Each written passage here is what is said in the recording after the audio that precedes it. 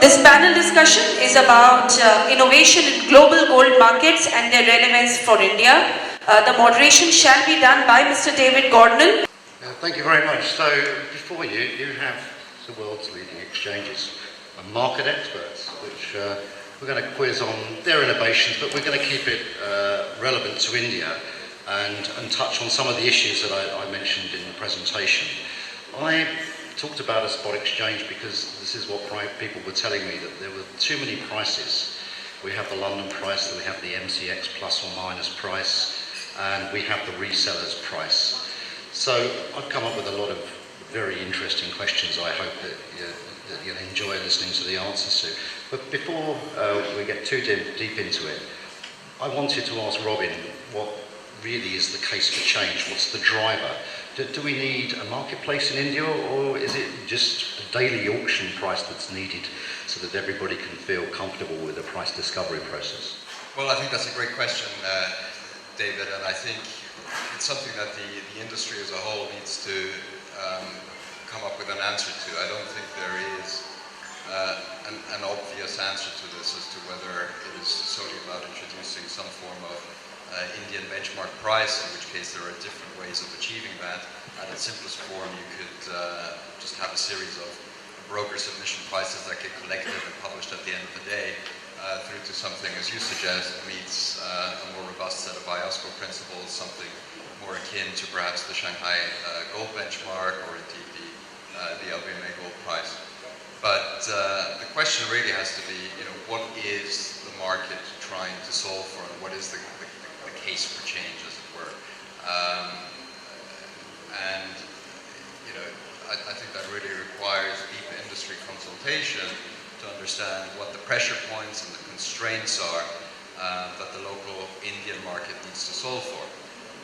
Maybe by way of example, many of you will be familiar that earlier this week the World Gold Council and the LME announced an initiative to introduce a new platform into the London market, and I'm sure Matt will talk to that. But that is perhaps an example where we spend the best part of 18 months consulting with the industry to really understand what the case for change are, what the specific drivers, regulatory pressures, and constraints within banks and other institutions are, and how that ought to inform the design of an appropriate solution. And I'm happy to go into that in more detail. Thanks, Robin. That's a good answer, and it's going to lead us on to what does the industry think? So, looking down here, Vipin, you're the guy that's representing the buy side here in India. Is this an important thing for you? Is it an auction price? Is it a daily price? Or are you really looking for a spot exchange? And the other part of the question is going to be, what is going to be the incentive for the Indian customers to trade on that exchange? Spot exchange, what we have seen since last few months, I think from the price discovery point of view in today's market, it is very relevant that we should have one. But because of the complexity of the Indian market, 27 states, different taxes, we don't have a standard as such today. So everything which is imported is deliverable on the exchange. So I think there are few issues which needs to be sorted out before we should talk about the spot exchange. Today what we see that many big traders are running the platform. So those are the platforms which is anyway available today. But I see the benefit of having an exchange where price discovery will be more important, and I think traders in small cities will benefit from it. Let's ask somebody that's actually created both here in the Shanghai Gold Exchange, Mr. Dram, your experience of creating a benchmark for China. 上海黄金交易所呢，也在去年我们推出了上海金啊。上海金是2016年4月份推出，那么它呢是一个集中定价的系统。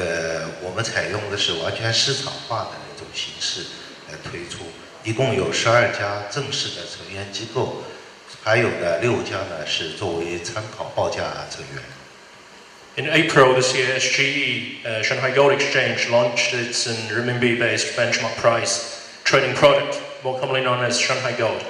Its first group of institutional participants, among many others, include 12 official fixing members and 6 reference price members, and it's a very, very market mode towards its in terms of its transaction method.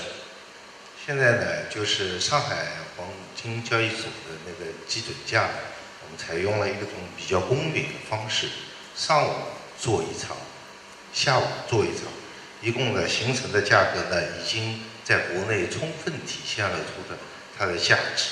那么它可以在套期保值、结算基准价、借贷、抵押等作为相关的计价依据，并且也作为商业银行在衍生品当中作为计价的一个产品设计的依据。After we launched the Shanghai Gold benchmark price, it's becoming more and more popular among all the market participants. There are not only the market participants from the Chinese domestic market, but also from the international market. And there are 2 sessions of the price quoting mechanism. One is in the morning, one is in the afternoon. And a lot of people, a lot of market participants just actively participated in this kind of things. And this price has been widely used by the market participants such as the gold producer and gold consumer as the benchmark for the hedging contracts as well as for the banks to use this price to create other contracts to satisfy the demand of the markets. It also has been used by the other market participants for the gold leasing business as well as other derivative contracts. So it's becoming more and more popular in the Chinese gold market. 最后呢，我介绍一下上海金呢，因为它实处东八区，跟伦敦金，也就是在这个 UTC 这个时间，还有就是纽约在 UTC -5的时间，形成了一个很好的地域的相互补充。同时呢，它是用人民币元和克来计价，和伦敦金呢用美元和盎司计价呢，形成了一种相互之间可以今后在市场上做相关的交易的一个很好的补充。谢谢。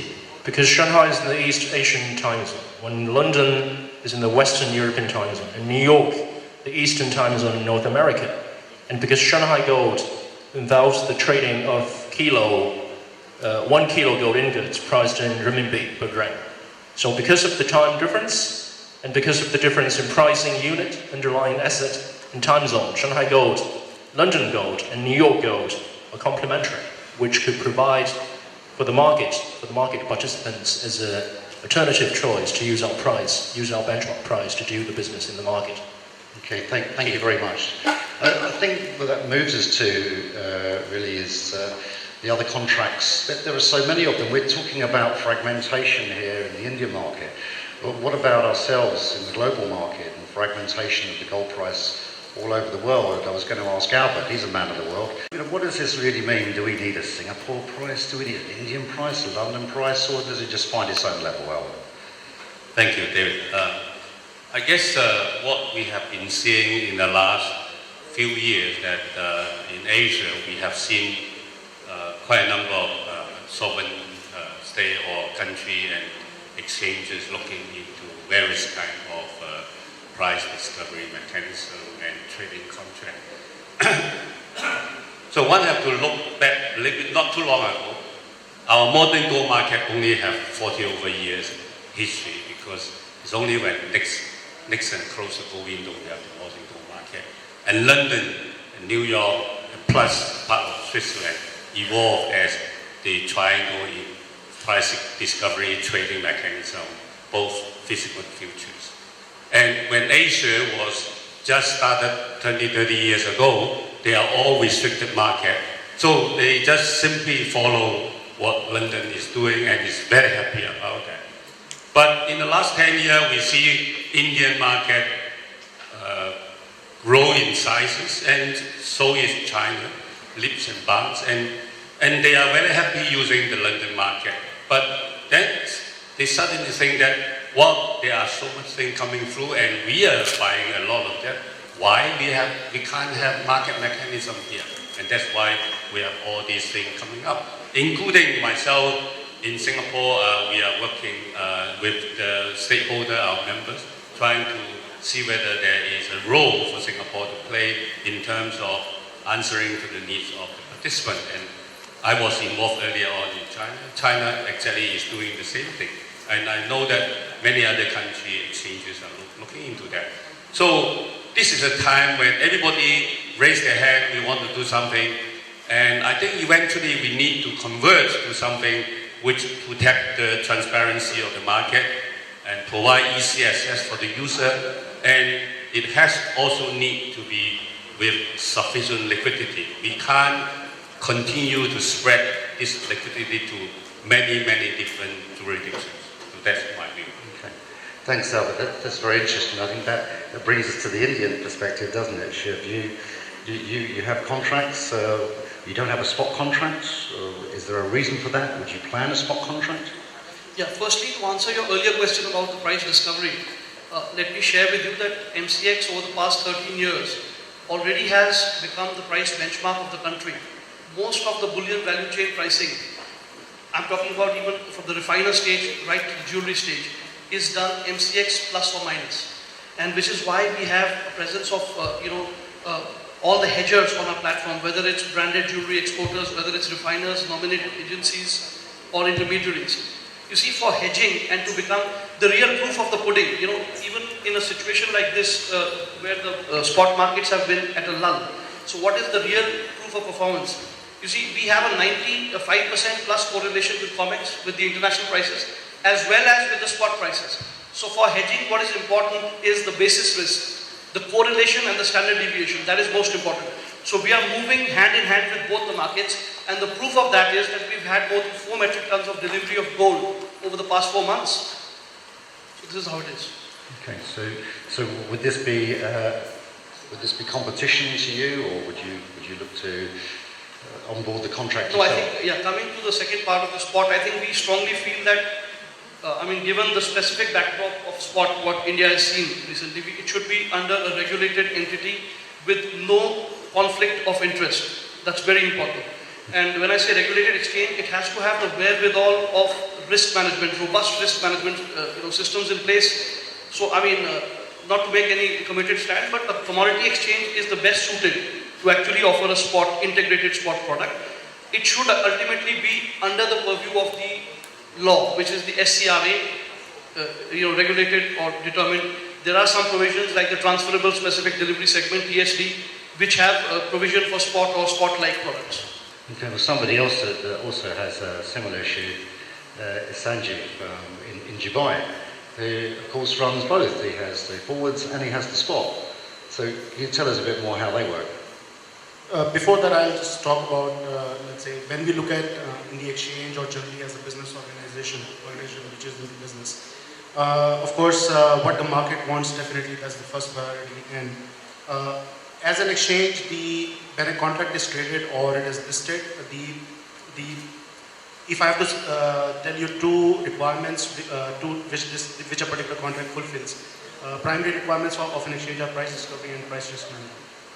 But at the same time, which product to choose and what the market wants, that's the hallmark of how we go ahead and select those products, provided that these 2 basic functions will be fulfilled.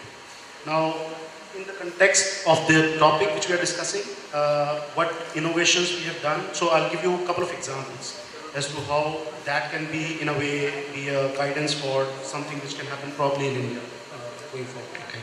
So in Dubai, for example, 8 months back, we have listed a spot gold contract. It has various features. As the definition says, a spot gold contract, you can buy gold, physical gold, deliverable gold. So you have prices which are available on the screen, transparent prices. Anybody can quote, just like you do probably in futures. And you can actually go and take delivery in that contract. Now we also provide that structure in the contract where you can actually opt to roll over your position if you need to. But it still remains a deliverable contract. So whenever you want to take delivery, you just give intention for delivery. Now, in order to complete that process, we had to make sure that delivery of bars, relevant bars, they are under proper rules and regulations which follow a particular criteria. And of course, the deliverable bars we accept are as per the DGD system, which stands for Dubai Good Delivery. So some of the points which I want to highlight are the contract structure which we have put in place, where the traders have the right but not the obligation to delivery, and they can actually get on that price the physical delivery of the gold. So in context of India, one thing is that they can directly use. Today, if you want to see what is the price of gold in Dubai, which commands 20 to 40% of the world trade, re-exports and all. There's no one price. Of course, we have a lot of platforms, but you have to call people or you have to look at their platforms and figure out what the price might be, which is different for different people. Exchange being a common platform where anybody can quote, anybody can take the quotes, it provides the, in a way, a venue for price discovery for Dubai. So maybe, if let's say, and historically, Dubai and India have been very, very closely related in gold trade. We supply to GCC, we take gold from Africa, we supply to India, etc., etc. So it is one thing which this one contract probably can be looked at by the industry in India also, who are importing gold from Dubai or whichever locations. On top of that, the second point which I want to highlight is that the DGD system is one way of just on the basis similar to what London Gold Delivery System is. In India, we don't have, and please correct me if I'm wrong, we don't have any such structure. Of course, we have accreditation of the exchanges, from the exchanges side, for which brands can be delivered, what is the process behind it, how the brands are accepted for delivery, kilobars are accepted for delivery in M6, let's say. But there is no standard specified criteria for brands to be available across to be traded, not just on exchanges. So maybe that's another point which can be looked at by the Indian regulators, exchanges, community at large, trading community at large in this regard. Let's bring in the London aspect on this. As I was talking to Matt before, we've talked about whether they're benchmarks or whether the market's OTC, whether it's futures. And a lot of people probably won't know the way, certainly the base metals exchanges works, in that we don't really separate the two. They're all listed together, they're all regulated. And I wanted to expand the chat that we were having at the table earlier on about OTC and exchange. Are we moving towards exchange driven, or is OTC going to be working alongside it as it always does? Because it does feel that regulation is moving towards the exchange solution for prudential capital reasons, and there might be a threat to the OTC market. I wondered how the LME saw that in light of its announcement last week that it's going to start a precious metals contract. I think the view of the LME, and this is very much driven by what we have always seen in the base metals market, is that the exchange and the OTC worlds are always going to be extremely complementary. So, I think it's interesting. Base metals, I would argue, is a market which has a very strong exchange presence from the LME, from the CME, from the Shanghai Futures Exchange and others. But it's also one of the markets that has the most well-developed OTC side. And I think they're complementary. It's the price discovery, the transparent pricing, the price curve that we can generate on the exchange side that gives the OTC market the transparency and credibility that it requires, and it's the huge volumes that are happening in the OTC world, some of which are later brought on exchange or brought onto clearing, that drives liquidity on the exchange side. So I think they can work together, and it's really interesting hearing the different ways that people think about spot benchmarks. Because you can get spot benchmarks out of the exchange world, like we do for the base metals. You can run a continuous trading platform, and we're going to do that for precious as well, for gold and silver, under the LME precious contract. But you also get benchmarks out of the OTC world, either through auction processes like the London benchmarks, or from the OTC tape data.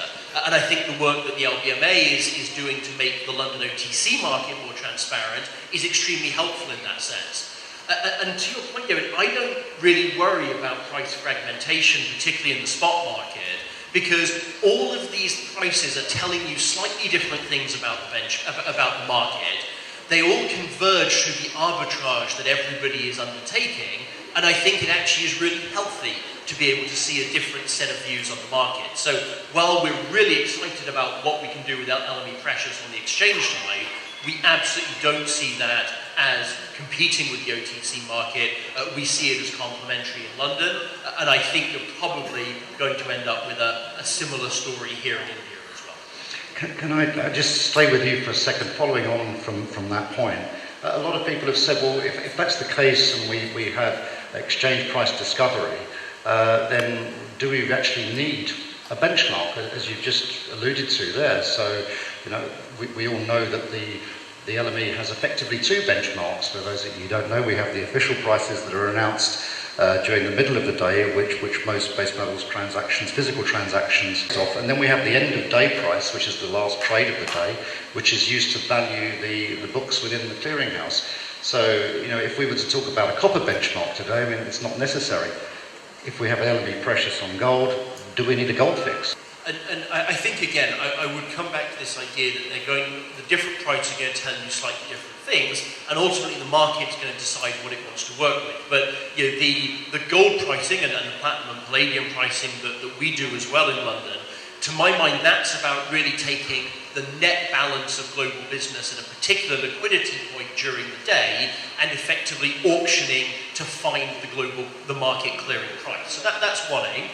You then have a continuous spot platform on LME pressures where we can take snapshots, so-called VWAPs, volume weighted average prices, and we can see what's happening in the electronic market, which is probably smaller clip sizes but a more active market. And then you can also go and look at the OTC data, and that probably gives you the best indication of what's been happening in the really big inter-office transactions that have taken place during the day. So I do see the benchmarks as complementary. Ultimately, the market will decide the way they want to migrate, and people will embed in their contracts the prices that are right. But I don't think we should be scared about introducing new benchmarks to the market because of fragmentation, because this is a hugely vibrant market, and the market will arbitrage out differences, be that time differences, be that compilation methodology differences, or be that geographical differences. We should trust people in this market to get it right, because there are smart people trading gold. Okay, so they're complementary, I think, we'll take from that. I think when we're talking about market fragmentation, it's not just an inconvenience, but it's also an issue for liquidity. When we fragment markets, we all know that it becomes difficult to trade, and thus liquidity suffers. And I was talking to Robin about this, about how you incentivize people to come towards the market. How do you bring people to a contract? You can't just announce a contract and expect people to sign up and say, oh, that's new, I'm going to join it tomorrow. How would you go about that?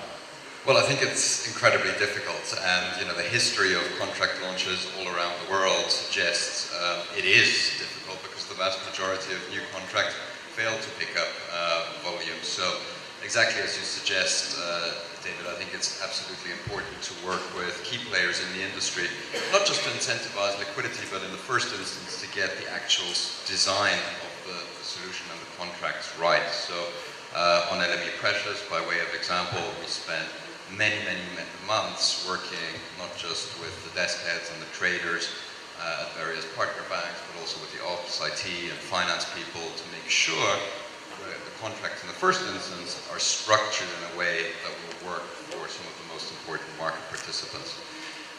Then in terms of actually ensuring you have day one liquidity, and I do think it's important to have that liquidity straight out the gate the day you launch, because if it's not there then it becomes difficult to sort of pick up that momentum at a later date. So certainly working with the LME, we've spent a lot of time thinking about how we can create incentive structures, and clearly commercials are a part of that, to drive the right behaviors and to maximize the chance of uptake and success. Okay.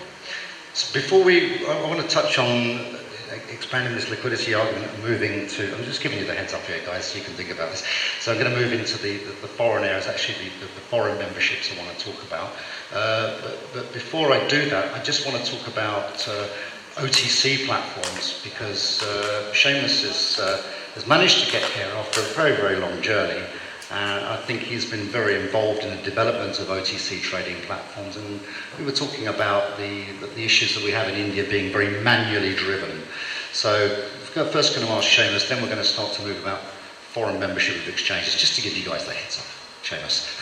Thanks, David. I mean, I think, as you said, we have a platform at ABS that's really focused on not necessarily revolutionizing the market. I think a lot of when you look at the OTC space, when exchanges move into it, it effectively is disruptive. They're trying to change the way the market trades.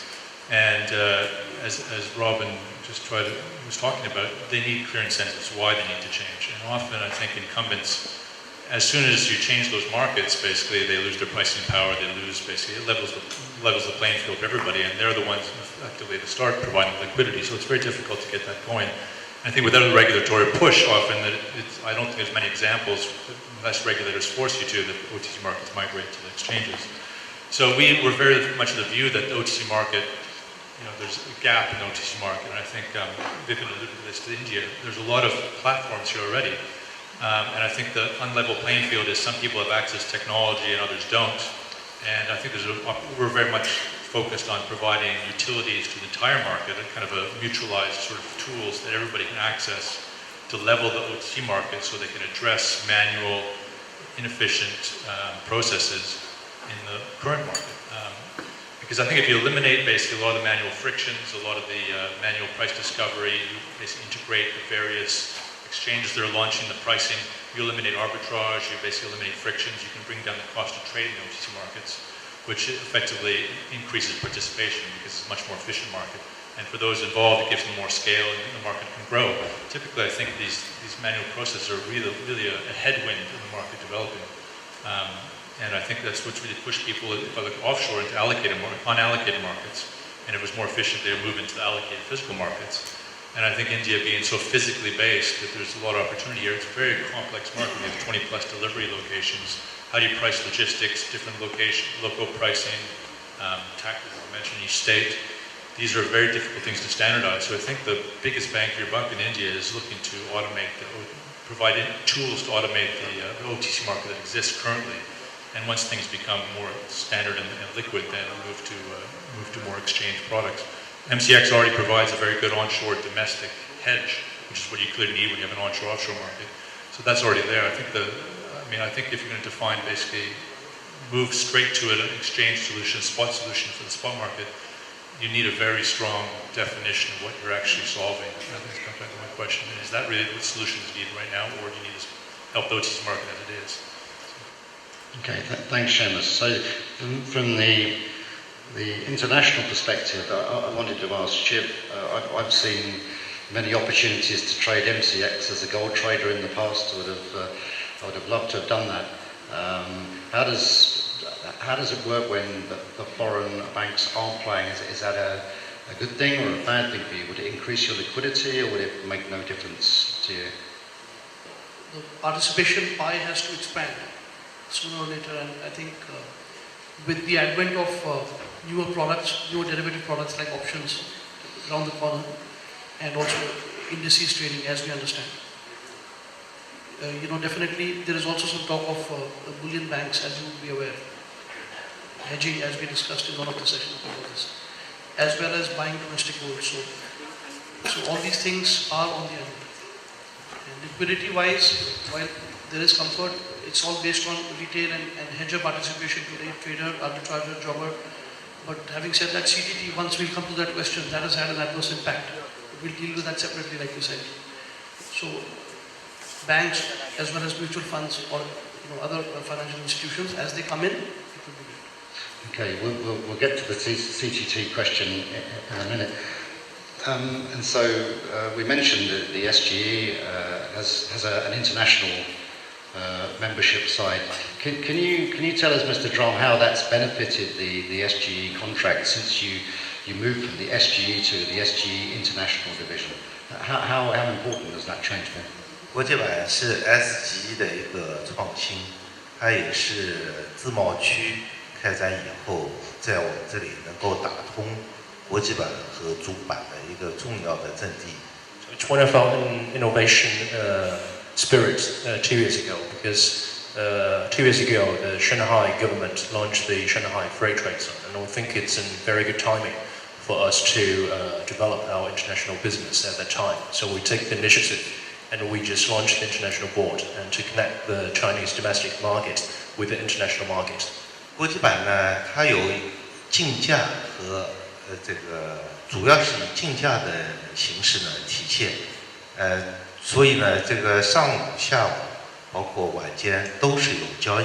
这种交易呢，类似于股票市场、证券交易所的这种交易的竞价形式，所以呢，也为国内、国际呢都非常熟悉。所以现在呢，国际上也有66家机构呢，也都来参与我们这个国际版的交易。Because SG, we now have two boards, main boards and international boards. And as you know, that SG's main board, we have a price matching system. And actually, through this pricing match system, we can achieve the demand of the market participants. And just like what the stock market provides for the market participants. And actually, we have 3 sessions, morning session, afternoon session, and night session. So every day we trade 10 hours. So now we have 66 international members from the international market. And what they can do is actually like what the Chinese domestic members can do. They can trade all the contracts on the main board as well as on the international board, so which can help them to facilitate and to help them to build their presence, the business presence in the Chinese market. So it's quite popular for the Shanghai Gold Exchange's international board after its launch 2 years ago. 最后呢，我想介绍2点，一点呢就是SGI 呢。它的交易呢是不受这个国家外汇管制政策的限制，所以呢资金呢是来去自由。这一点呢在中国呢现在也算是在金融方面的一个创举。So one thing I want to highlight is that while I said the international board or SGI is one of the biggest innovation, the Shanghai Gold Exchange we just did 2 years ago, because it helped us to achieve the obstacle-free fund transfer in either direction for international members who are specially exempt from Chinese foreign exchange restrictions. So which means that the international members can bring the offshore RMB into our platform and to do the transaction with both onshore RMB and international or offshore RMB. 第二个呢，就是我们这个系统呢已经运行2年来，非常稳定。现在累计的交易量呢已经达到1.55亿人民币，大概折合4000到5000亿美元吧。这个交易量还是比较可观，而且增长的速度还是比较快。谢谢。So with the 2 years operation, it's experienced some very quick expansion in terms of the market scale as well as the smooth operation. And with a sizable trading volume as of June 30th this year, total over RMB 1.55 trillion and approximately $, of products have been traded through the domestic member as well as international members. So it's quite a successful business. Thanks very much. I think that gives us a picture.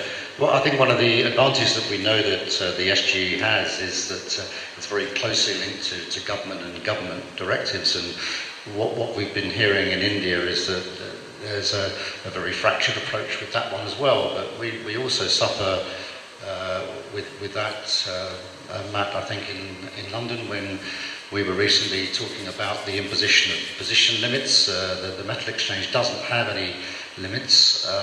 It's never applied limits to its contracts, but under new proposed regulation, I think they're probably going to have to do some work on defending that. So can you just give us an idea on how the LME would talk to government and approach government, just so that the Indian audience can appreciate the best approach here?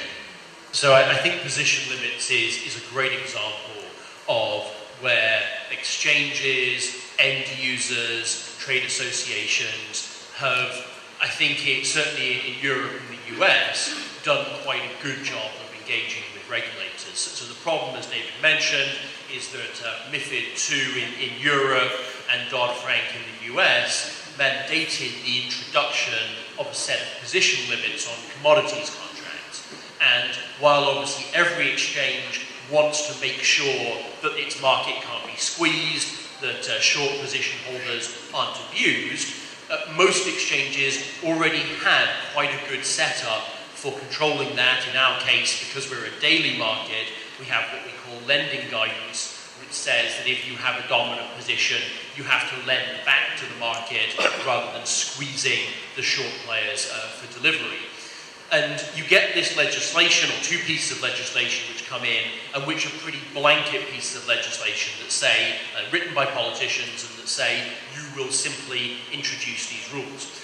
But I think what's worked very well in both Europe and the US is industry engaging with the relevant authorities, so ESMA in Europe and the CFTC in the US, and actually explaining the real way that they're using contracts, how they use contracts for real-world hedging, so not to speculate. And the idea that there's just a whole bunch of speculators out there is what drove the need for position limits in the first place, but saying we are real employers doing real things, creating real jobs, and we need the ability to take positions for these reasons. And I think that's actually been a really positive experience in the US and Europe. Regulators have listened, have engaged, and we now have a set of position limits which in particular, very important for our markets, are referenced to deliverable supply on the front month. So it doesn't just say you will only be allowed to have 5 tons of gold or 10,000 tons of copper. It references your position to the amount of real-world stuff there is out there, which is a much fairer way of doing it. It isn't right that you should own 100% of a particular commodity, but for lots of commodities, aluminium is a great example, gold is another good example, there's quite a lot available which can be delivered to the exchange in the event of a backwardation, and so people aren't going to get caught at the front end. So I think if there's one piece of advice I'd have, it's to mobilise a set of real-world users who can go into politicians, go into regulators, and say, this is how the world works, this is why we need this to drive the real economy, and can we work together? And I have to say, if the experience is like that in Europe and the US, I hope that it will be a very positive outcome. Thanks, Matt. I know Albert would like to add something to that. He was involved in the setup of the SGE contract, and he's been very heavily involved in negotiations with government. I'd like to bring another aspect of government support instead of regulation. I have been very lucky to have been working in China and also, in Singapore. And why the China gold market can expand and grow in this short space of 10 years was there is a very pro-gold Chinese government policy, and that I think make a lot of differences. And also the other aspect of it is commercial banks are fully involved in the gold business, which also bring credibility to the market and also bring the depth and the reach to customer base.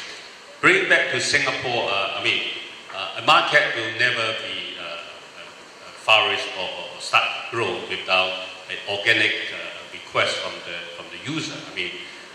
Singapore government is very good at spotting this from the early stage. And a couple of years back, they see that the super commodity cycle in gold coming back, and they say, what can Singapore do to capture this and help the business, help the trade, help the stakeholder to grow a little bit faster. And they start looking at themselves first, like, what we do not have. They quickly find out that our tax structure is not right, we don't have refinery, we are not a natural producer, and we don't have a big threshold of customers. So it's basically not possible for Singapore to develop anything related to gold. But Singapore being very innovative that, okay, but we can give the people, the stakeholder, favorable condition and to attract people to come to do business in Singapore.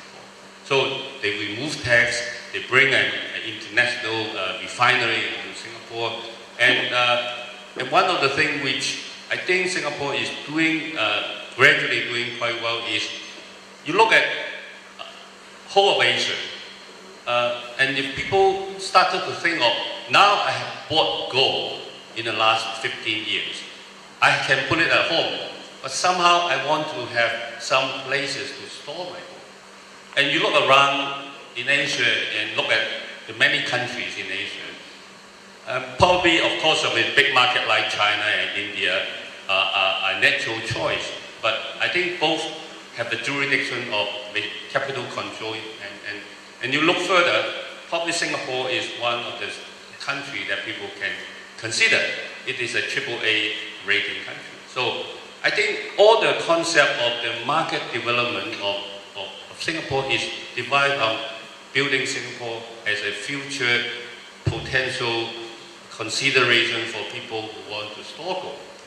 But once you start to store gold, you have to build all the infrastructure. You have to have a robust trading contract. You have to have the logistics company bring it on in, and you also need storage space, and you need a refinery to do all this conversion. That I think has all the components which Singapore government, and now they also need another very important component is all these things cannot be always done by government effort. So they are encouraging the SBMA, and myself is the CEO of it, is to try to use this SBMA as a body, as a trade body, to link up the 10 ASEAN countries. You know that in the ASEAN country, 10 different countries is a very fragmented market. But joining them together, it could be as big as 300 to 400 tons of market, which is, if it's a considerable size in comparison to China. So what SBMA and what the Singapore government would like to do is to link them together. And hence, we have all these components bringing everything together, including a trading contract, which I'm not going to get into detail. These are part of the building block of this bigger concept of building Singapore as a hub for Okay, no, that's interesting. Thank you. Thank you. Other questions coming in. In fact, two of them are for me. Thank you for that. We haven't touched on the technology side. We were talking about the disruptive elements in the market, whether you're introducing a new contract, a new system. One of the things that we talk about quite frequently now is the idea of blockchain in technology. And I don't know how many of you have had any experience of blockchain or blockchain planning. But I know that it's probably on every meeting agenda that I go to now. Do you want to, Robin, share any of your ideas on blockchain? Was that I haven't got a mic or no? Sure, I'll make a start. So I guess the key question or thing one has to confront when sort of looking at the application of blockchain in market infrastructure is to really understand the technology to begin with. And at the simplest layer, what blockchain is about is really introducing distributed ledger technology, and in essence that in some ways really is nothing more than a distributed database that is cryptographically secured. So whilst there's been a lot of hype about this, and you'll have read in the newspaper any number of bank consortiums looking to trial blockchain applications in syndicated loans and trade finance, and indeed there's various players that are looking at applications of blockchain in the precious metal space as well. I think ultimately the question people have to ask themselves is, what is blockchain solving for? And at the end of the day, market infrastructure, it comes down to, can you do things cheaper, more efficiently, more securely? And there are absolutely certain, I'd call them niche applications, where I think blockchain potentially has a lot to offer, be that in enabling instantaneous settlements, so true DVP. I think blockchain technology has the potential to make the operation of market infrastructure cheaper and potentially in some ways more robust and secure. But really the difficulty in my mind comes around adoption. You need to move an entire industry towards adopting what is essentially a distributed network, and that's going to be fairly challenging. But notwithstanding that, there's a lot of innovation happening in the space at the moment. The most prominent real-world example is probably the Australian Stock Exchange, ASX, working with a startup to essentially completely rebuild their settlement infrastructure using blockchain technology. Okay. I think there's going to be another industry starting from the conference perspective, and we can go to one each week on blockchain, I'm sure. Questions from the audience you've sent in by text, thank you very much. The first one is to Shiv. what are your views? I'll read this verbatim. What is your view about current open interest limits in the market? Are they low or high or as required? Do you feel the open interest limits need to be increased? Open interest limits? See, like our friends mentioned, the process of derivation of open interest limits under the regulatory purview is based on a very scientific, base, which is taking into account the imports, or if it's agricultural commodities, the production, and so on. However, as far as the hedgers are concerned, there are certain issues where we are in touch with the market, and that feedback has already been taken in terms of near-month contracts. Similar concerns which are genuine. However, how best we can meet midway in terms of the hedge limits I'm talking about. So that process is on. But as far as the client level and the member level limits are concerned, we've lived with them for more than a decade, and I think as far as the underlying concerns of other friends here are also, it's very similar. It's about there should not be any sort of concentration or any sort of misuse. So we live with the same concerns, and in line with that, the limits are currently in place. Move on to Vipin. Now, Vipin, somebody asking here, can MMTC claim credit for any innovative marketing in the Indian bullion market? And if so, could you please share that with us? Innovative marketing. Only innovative what we have done is to bring in the standard to the Indian market. I think there are many more refineries who are currently running, and hope that they also bring in the standards that we have bought in. And I think bullion, which has been the trading for so many centuries in India, innovations, we can look outside India to see what kind of innovations can come in. I think few innovative products did come into the market, which somehow didn't sustain itself. And the only reason I feel is because of the restrictions and the regulations that are in place. Once the government and the industry participant decides to come together, I think that will be the time where innovations can be done, and the market can be better at the time. So currently, I don't see without the support of the government and the regulators, can we bring in more innovative products or not. But yes, I mean, few products that have been discussed are the derivatives, which hopefully will come in next 1 or 2 months' time. Another thing which is very important today is the currency, which can be only traded till 4:30 Indian time. And knowing that the gold trades 24 hours, I think this part the regulators should allow the currency to be also traded till I think 11 o'clock. That's where the MCX also trades. So I think these are the two main innovations currently that the market participants are looking at. And if this thing comes in, maybe we have a more favorable approach from the regulators to this market, and more innovations can then come in later on. Thank you. Well, I hope that answers the question. The next one's to the LME. What will be the prompt value dates stroke period of LME gold contract?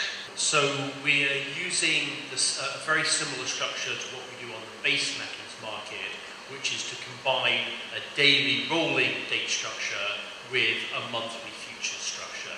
So effectively the delivery dates will be a cash contract, going back to our conversation about spot platforms, and we can also offer a TOM-next roll for people who are doing inventory finance. And those daily dates go forward to 25 days. And then we also have monthly dates and quarterly dates which go out to 5 years. And the idea is those two pools of liquidity and open interest combine. So if the spot date is the same as the expiring futures date, everything trades together. And the idea there is to service the physical industry, who particularly like that rolling date structure and the spot and the ability to manage real inventory, and the investment community who generally like the monthly futures. And exactly as Robin mentioned, we've been very lucky to be able to work with the bank partners and with the WGC to hear exactly what they wanted, which is what we've been able to build in to the structure. Okay, thanks very much. And I'll just summarise the other two. You've got three, in fact. Options is another question. So, are you going to trade options? And are you cash settled or physical? No, so physically settled through LPMCL, so the London Bank Vaults, which is a very important feature that we were told people wanted. And options, so the day one launch is gold and silver futures, and then phase two will be options, and we'd also like to move into platinum and palladium as well. We're already with the LBMA do the platinum and palladium pricing. We'd love to include that in LME precious as well. So that's the plan. So, why only MCX gold price is running on a heavy price discount? It defeats the very purpose of exchanges as effective tools for price discovery. It's a bit harsh, isn't it? You don't set the price, do you? Well, like I said, being an Indian, being an exchange which is in India, obviously there is an element of the spot market in India being at an unprecedented level. But having come down to, I'll say the same thing. See, the exchange as a hedging or a price discovery, platform. Essentially, the correlations are important. Why are people able to deliver even in this kind of a disparity, right? Okay. So it's the correlations which defeat the basis risk along with the standard deviation. So both the things are working. That's why deliveries are happening, and that's why there is business volume happening. As far as the delivery pressure being concentrated, because probably people are looking at a disparity which is further off the international parity in the spot. So such factors are there on which I cannot comment. I'm not a platform. Okay. Well, the first one is, how does the LBMA decide on the gold and silver AM, PM fix and publish? I think the best way to do that, I brought some slides that I presented that I can share with you afterwards. The second one is, where do you see the OTC gold market in terms of innovation in 10 years? Will it make the same progress that FX markets made in the last 10 years?